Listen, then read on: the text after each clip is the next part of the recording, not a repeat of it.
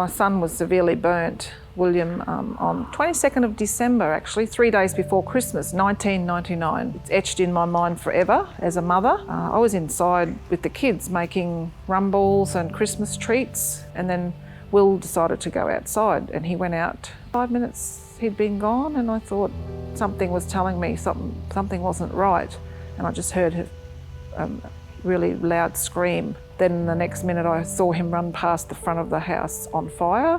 In the meantime he had run past, he rolled himself down the hill because we live on a hill, and then he ran and raced under the tap to cool himself down. Triple O had advised me to get wet some black sheets up and put them over him till the ambulance arrived. And then we got to the Yeppoon Hospital where they tried to stabilise him.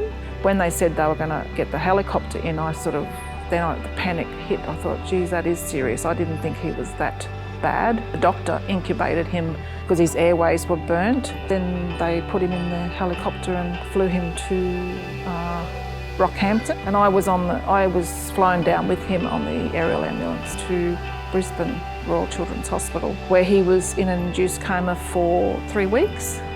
Every time I hear the helicopter going overhead, I just think, oh, who are they saving? You know what I mean? They've saved my son, and I hope that person's all right. I always have that in the back of my mind when I hear it in the air. The positives out of it too was the local community rallied behind us and raised $10,000 or something like that for our family. That was another inspiration that I found from him. He had to go through school with a mask and burn suit on, and he was such a strong child, strong, resilient young man to go through that, and it was just,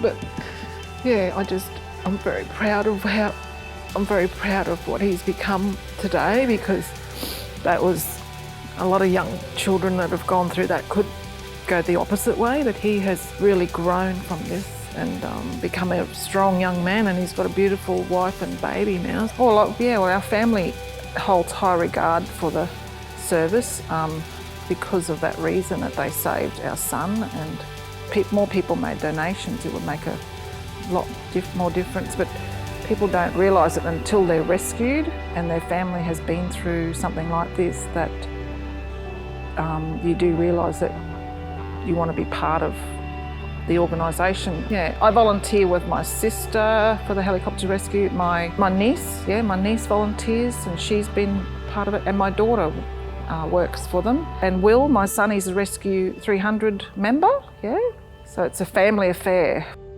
I'd like to thank the crew at the Capricorn Rescue Helicopter for picking me up that day.